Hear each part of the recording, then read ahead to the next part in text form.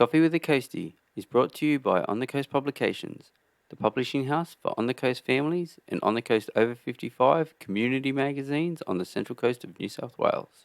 Welcome to Coffee with the Coastie. Today I'm sitting down to chat with Elizabeth Long. Elizabeth took up creative textile art in the 70s as a hobby, and now at 82, Liz, as she is known by her friends, decided a few years ago, and these are her own words, that she would be the one who died with the least amount of fabric stash. So Liz began making beautiful items from her leftover fabrics, making everything from masks to quilts to tea cozies. Liz over the years has won prizes in the Quilters Guild of New South Wales for her textile art pieces. And now Elizabeth wants to inspire others to pick up whatever it is that interests them later in life and start doing it.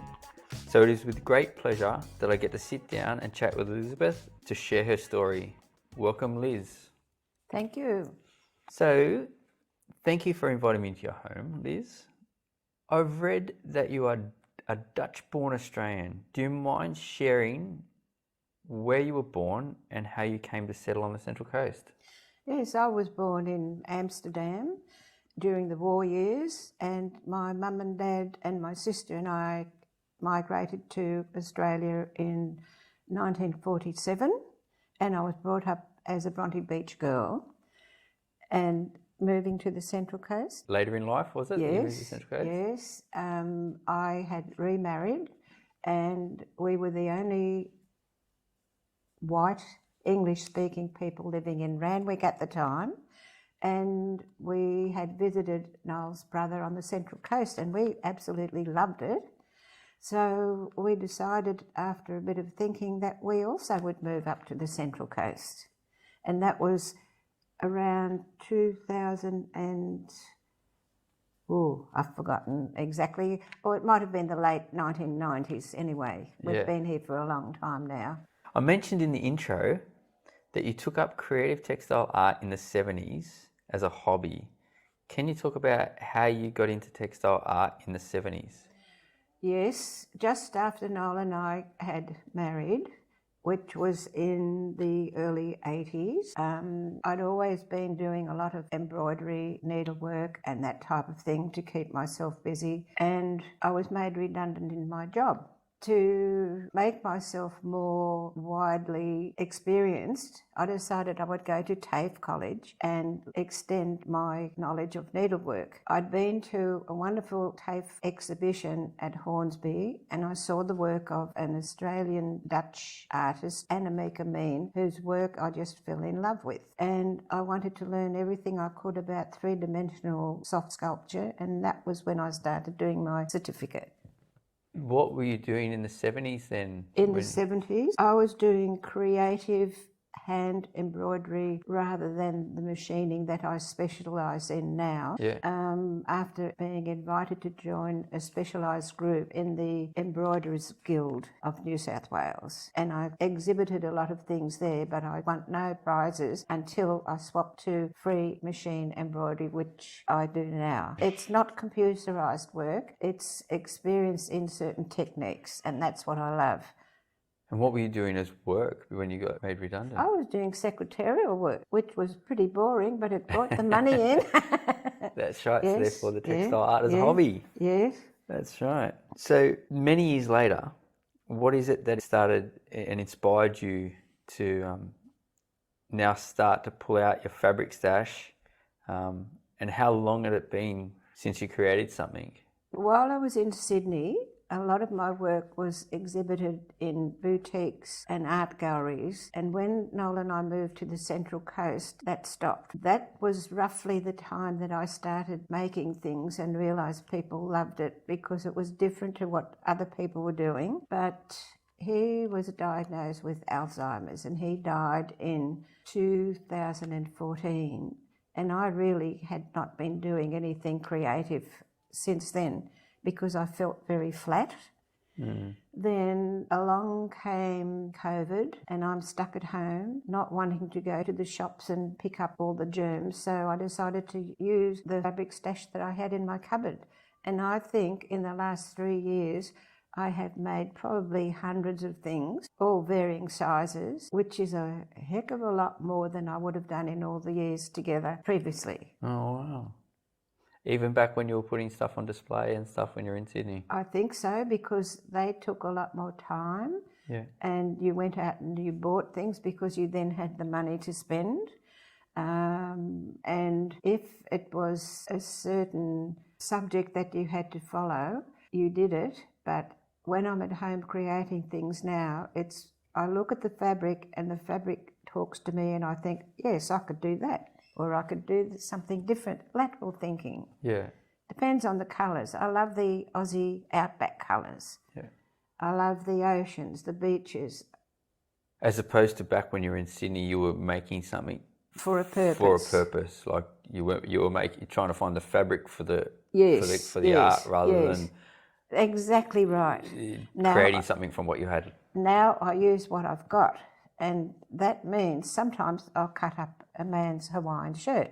Sometimes I'll cut up... Hopefully Wally hasn't got it on. That's right. Sometimes I will use table mats or serviettes from Bali, something that will go with something else from that same country. And as long as it's cotton, you can use it in a quilt. Yeah. And a quilt isn't only for covering a bed. A quilt can be a beautiful ornament for a wall. Yeah. Or anything really, wrapping a baby in. Yeah. Putting a child to play on the ground at a picnic area. Yeah. It's just beautiful things put together. All my work is done on my sewing machine. I've got carpal tunnel and I can no longer do handwork. So everything is done by machine. But nobody's ever complained. They like it. Yes. Yeah. I've seen your fabric stash, and there's a fair bit of fabric now. It's a mess, isn't it? I'm going to guess that you were trying to get rid of the least. I'm going to guess that more fabric's been added to that stash. No. Is that still what you're depleting? That's not something, like say, that stuff you had that you're still going through, and you haven't grown that fabric stash since you've started over the last 3 years and gone and got more stuff to be able to add to it? No, I haven't. The only thing that I've purchased was fluffy material for cuddly knee rugs, or maybe wadding to put in the middle, because a quilt is a sandwich. There's a beautiful top layer, there's the wadding in the middle, and there's the underneath. It's like a pizza sandwich. Yeah. So if I don't have that, I'll have to buy that. But the fabric itself, no. I have noticed in the village here, there's a wonderful receptionist who knows which people have whatever hobbies, knitting, crochet, fabrics.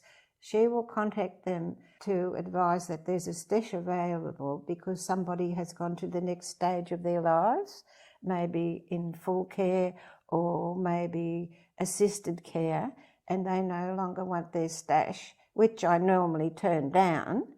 But since joining the Country Women's Association in New Minor Beach, I now will take beautiful fabrics and make things for them, like aprons or whatever, to raise money on their sale tables. Yeah. So I haven't bought anything. It's been donated. Yep. But I turn a lot of it down. I don't want any more, thank you. Yeah. So you must have travelled to the Central Coast with quite a bit of fabric at the time. No, that all started on the Central Coast. All right. I mentioned I was doing creative embroidery earlier. Yeah. So that's more threads, hundreds of threads, all different types of threads. And that's what I excelled in then. And I mentioned they were displayed in boutiques and galleries. When we came to the Central Coast, we were both retired. Yeah. What do I do now? And I thought, friends of mine bought fabrics and cut beautiful, expensive fabric up to make miniature doll's house furniture or clothing or whatever. And I thought, you're mad. But when you start, you become addicted. So here I am. I really started that cutting up perfectly good fabric and exactly. And it all began because my daughter that lived in Carryong was having her first child. So I was able to get hold of a piece of the trimming for her nursery, which had a little teddy bear sleeping on the moon. motif, and I copied that exactly in the colours in furnishing fabrics because I didn't know there were patchwork fabrics, and I made a cot cover and a little cushion for her room, and that started everything. I didn't know how to quilt. I knew how to patchwork, which is the piecing together, but not how to make the sandwich and make the quilt. I went to an exhibition at Edogawa Gardens, which I don't think was that at that early stage of living on the Central Coast, and I asked a person to please help me. What do I do with this top piece of the quilt? And she was the right person to ask. She showed me the right techniques and how to do it, and it just snowballed. That's when I learnt there were specialist places to go to buy patchwork fabrics. Before that, I was using anything and everything that suited the colour. Yeah. There you go, when the student's ready, the teacher appears. That's what started it. You're cutting good stuff up. Yeah. That's hilarious. So what advice would you give to others who might be looking for creative ways to get engaged and active? I don't think you're ever too old to do something. Things might slow you down.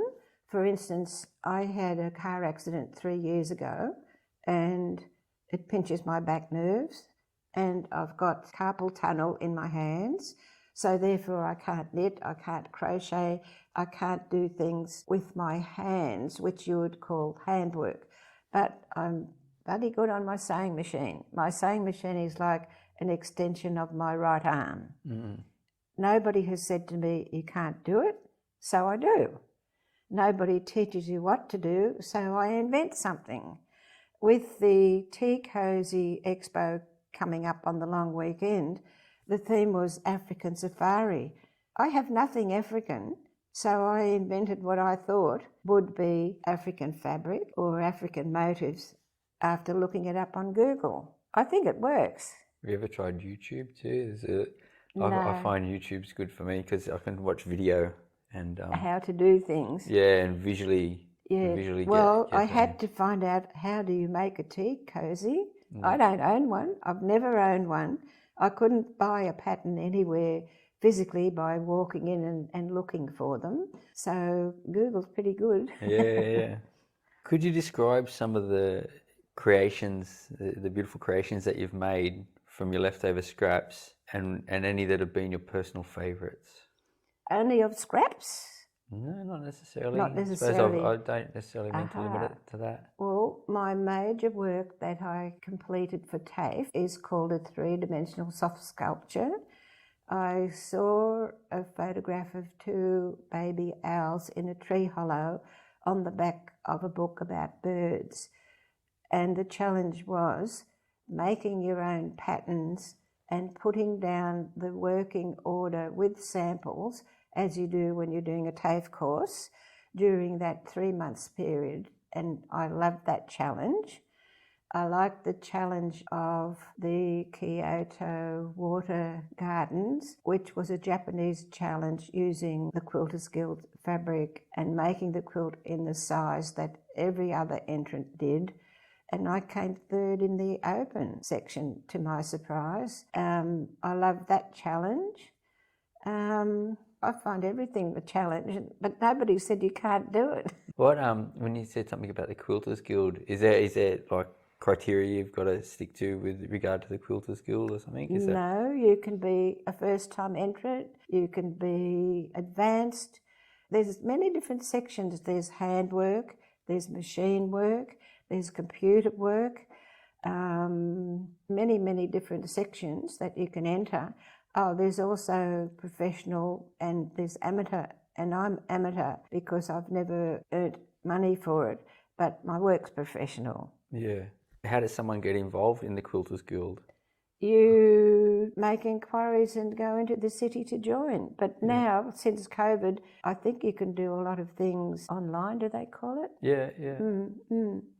But their library is very extensive, and in the first years of my joining, I used to borrow many library books, and they heard and saw my passion, and I was asked to take things in a huge suitcase and do a little talk, And after that, they asked me to do a demo to their girls because I was experimenting all the time. I still experiment now.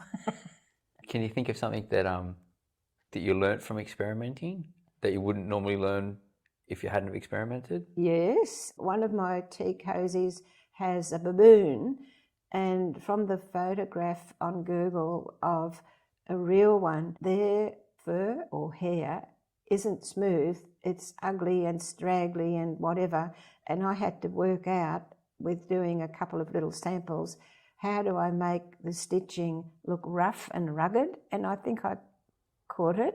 And how did you do that, if you don't mind sharing? Well, the picture that you looked at earlier of my clogs, my Dutch clogs, is neatly done, and it's done in a zigzag stitch, free motion wise. I don't think I need to explain this. People can ask me if they contacted me.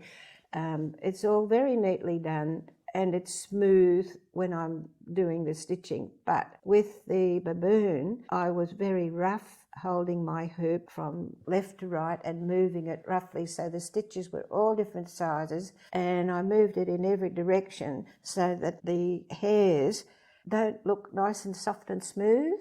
Oh, yeah. Messy. Yeah. And that's just what I wanted. It worked. I changed the needle twice. I smashed it twice. Yes, but it was good. You mentioned the Quilters Guild in New South Wales. Could you tell me more about your exhibition pieces from over the years and the prizes you've won? And the prizes. Well, the certificates are all on the wall in the back room. It's very hard.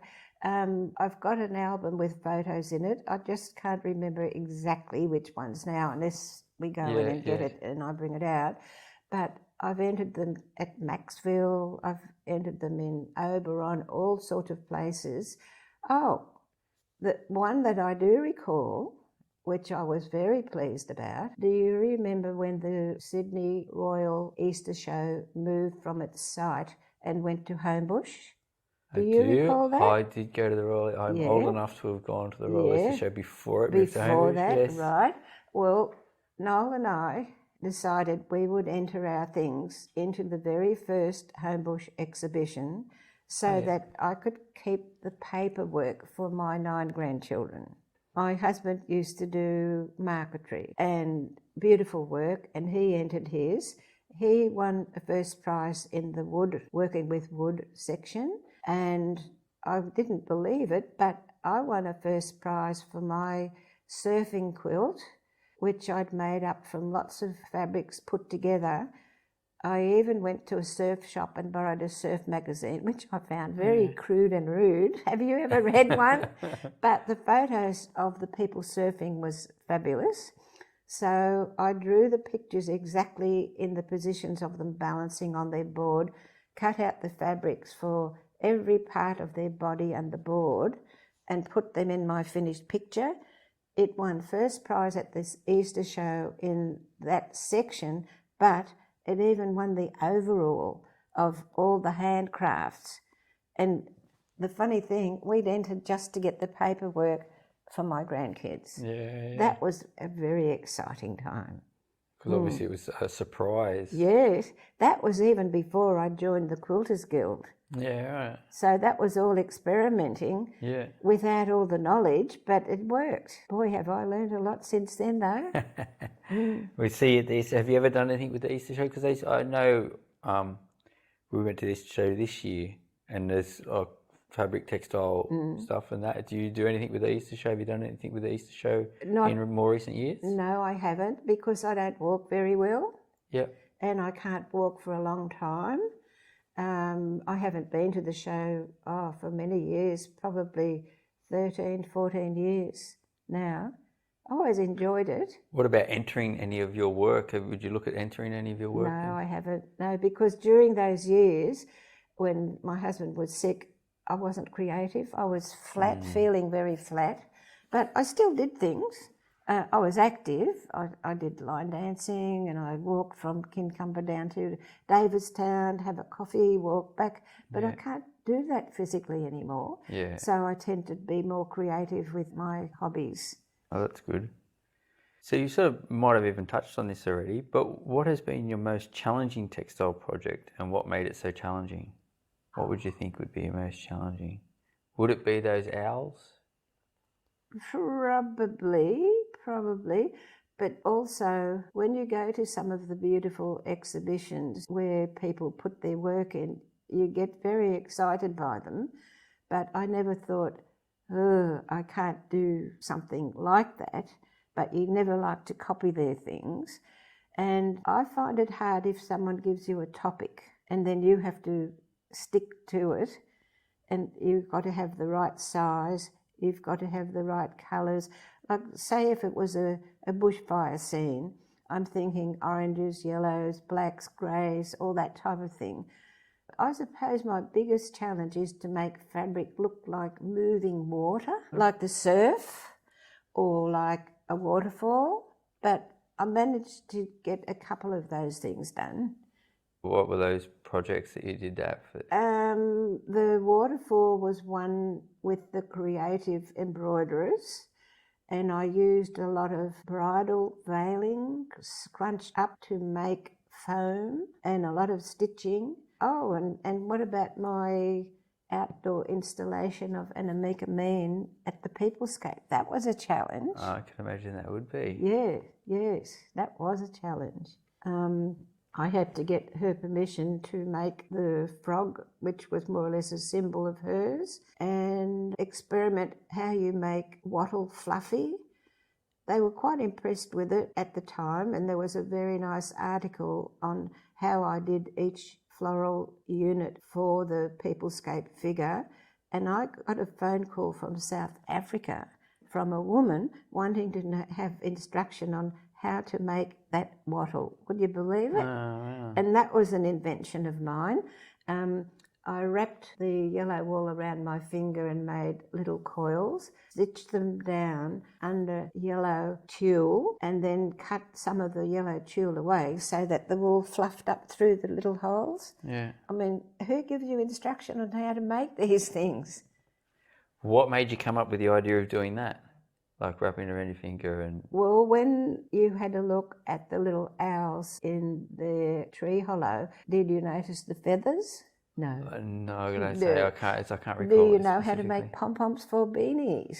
No, you're asking the wrong person, Liz. You're asking the wrong person. Well, I did a bit of lateral thinking and thought, when you make pom-poms, you have 2 circles of cardboard with a hole in the middle, and you thread the wool around it. Yeah. And you tie it off in the middle, and then you cut it and fluff it up and it makes a little ball.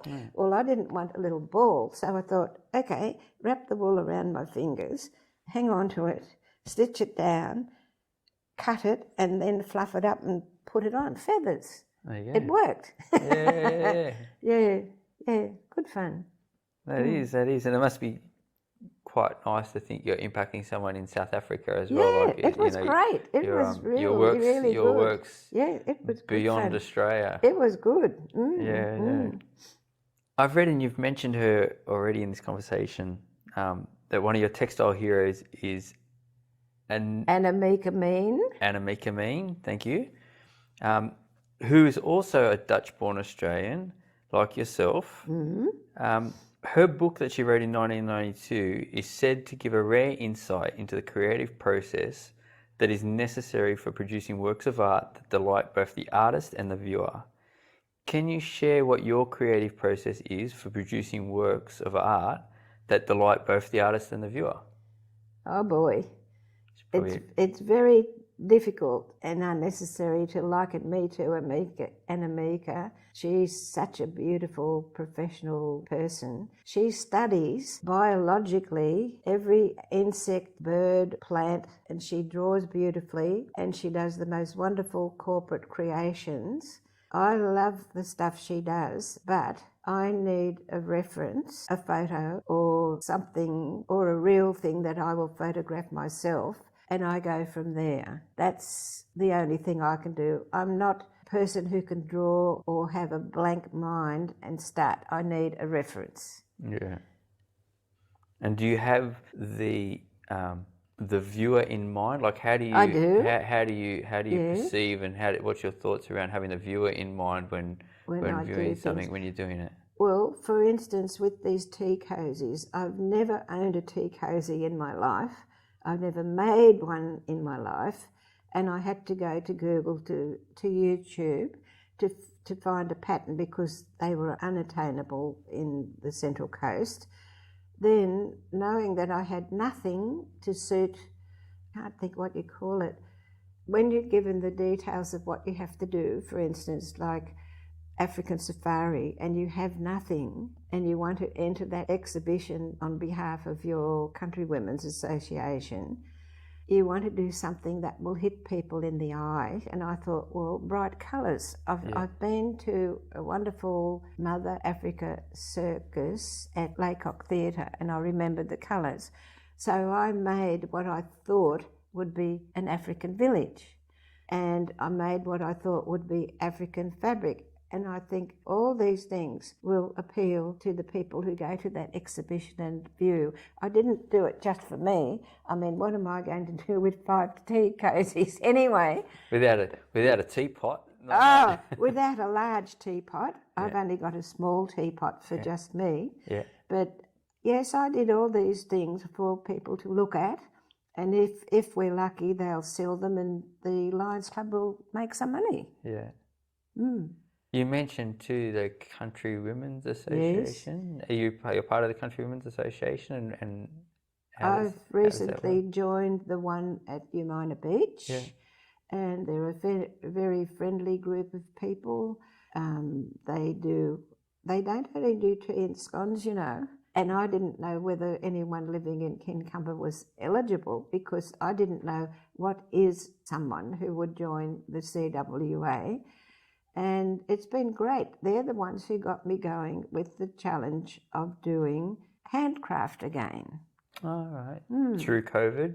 No, I've only been a member for 6 months. All right, cool. Yeah, I was doing face masks, I was doing blankets, a whole lot of things in my village. But the creative side was when they have a fundraising table and you think, well, I can do something different to what all those other women are doing. And that's what I did. How does the Country Women's Association work and someone get involved in it? Well, within my village, there are older people only. Yeah. There are mostly women, not many men. I find it's not a natural place for me in that sense. I like young people, I like old people, I like straight people, gay people, I like everybody, but I don't enjoy just being within the walls of a retirement village. So I do go down to seniors groups at Ettalong, and I thought, well, I want something different than just playing cards or whatever I was doing to keep my brain active. I want to do something else. And I went to visit, which any woman can do, and in fact the family can join. Children can too. Yeah. They have lessons on how to cook the exact perfect scones, pickles, chutneys, cakes, you name it. Yeah. They have to be exactly to their exacting methods and quantities, and you can't do it another way by adding a pinch of ginger or whatever to it. It has to be for their competitions exactly right. And I laughed my head off at the first Saturday demo that I went to and was told to sit down and behave myself. This is not how I work. I invent even my cooking. I'm very creative there too. So there's cooking, there's competitions with knitting, crochet, like the Easter show on a small version.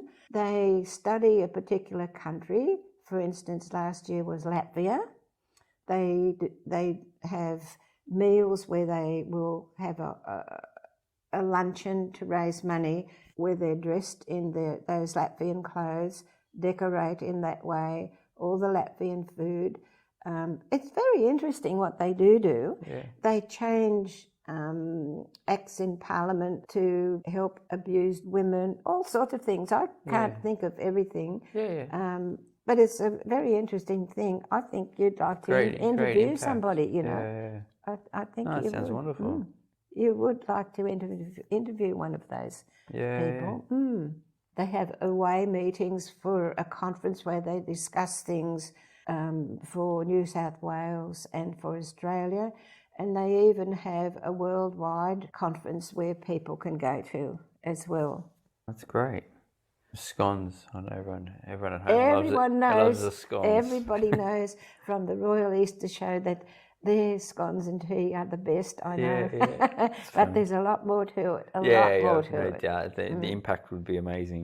Definitely positive. Definitely. They do a lot for women. Yeah, no, Abused women, all sorts of things. Yeah. Yeah, that's wonderful that there's an association like that has that impact. What role do you think creativity and art can play? Because I believe this has obviously had a big impact on you yourself in promoting mental and emotional well-being, especially as we get older. Well, does my place look like a little old lady's house? No. No, it doesn't. Well, this is, I suppose, because I don't want a stack of everything that perhaps I used to have when I was alive, because guess who has to clean it out? My kids or my grandkids. If I don't dust and keep my place clean, at least it's always tidy. And even if I don't plan what I'm going to have for lunch or for dinner, I know it's there because every now and again I'll have a cooking spree and it'll be in my freezer, and I can feed 10 people if they had arrived on my doorstep. I think that's all to do with mental health. I'm happy. Yes, I'm alone. I mean, I'm a single person, but I'm alone, but I'm not lonely. I've got a lot of things I love to do. I love to garden. I like to do fabric things. I like to do as much walking as I can, which isn't much. I love sitting outside in my little Japanese garden and just listening to the birds and scaring that brush turkey away and just do normal things. But I need also to mingle with and speak to other people. I think that's part of being mentally healthy too. And, if I can, I'll talk to the kids going home from high school. Sometimes they'll stop and have a word, but usually a funny look, Is that the sort of thing? Yeah, well, what obviously you've mentioned you didn't do creative for quite some time after your husband passed away because you felt quite flat. Yeah. And I can only assume that the act of starting to do the creative textiles again and the community that's surrounded with that plays a massive role in your own mental well-being and things, and your advice around that, how did you go, what made you go from being flat to taking on the creative? What was that instigator that made you realise that you couldn't be flat anymore and that you wanted to not be flat anymore? When Noel died, I was happy that he had died because that Alzheimer's was horrific that time.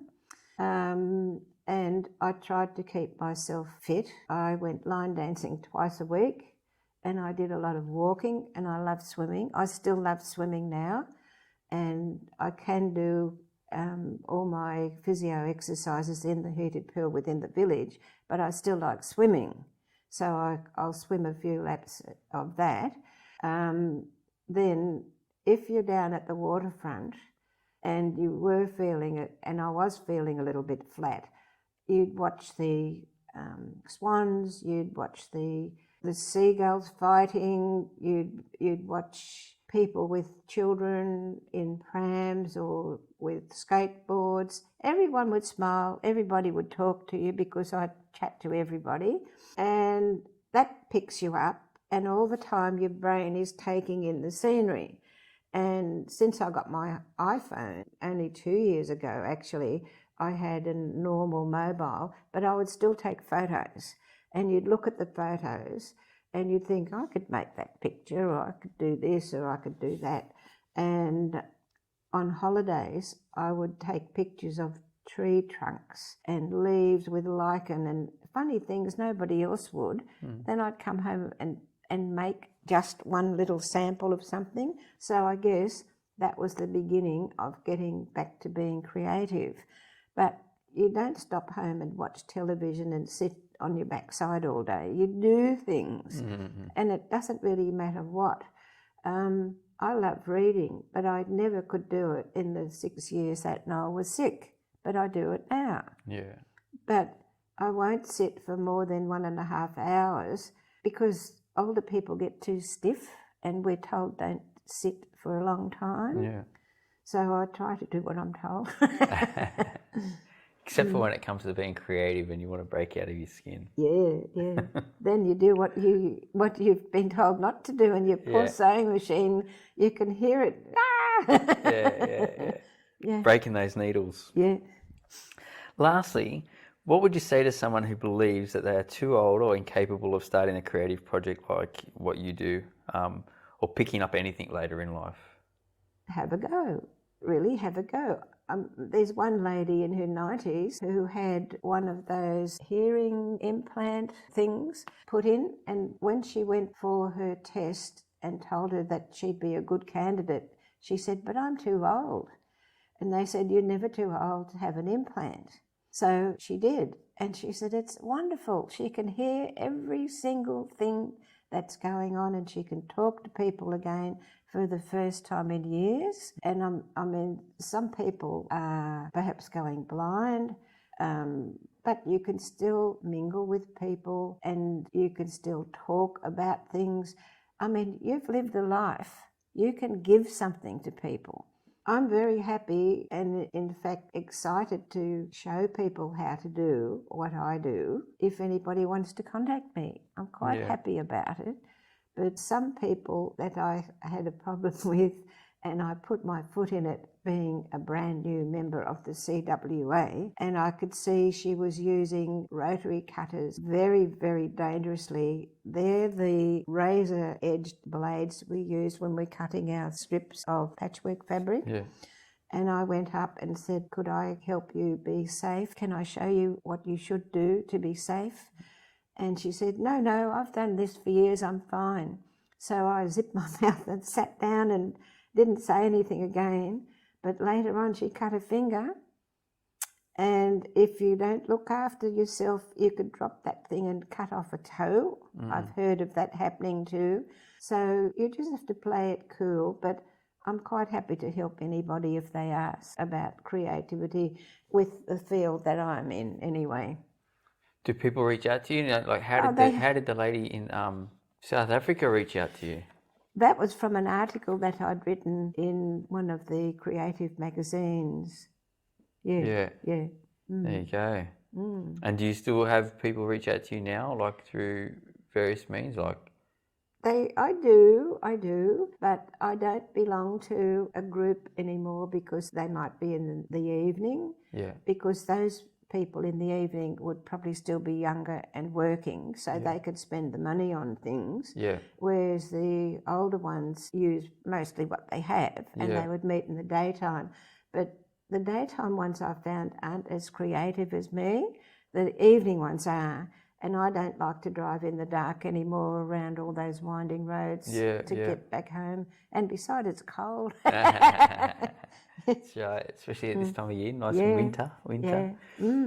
Well, thank you, Elizabeth, for inviting me into your home to share your story and hopefully inspire others to pick up a needle or a brush, actually, or anything for that matter that interests them later in life. And look forward to seeing more of your creations at exhibitions across the Central Coast. Thank you.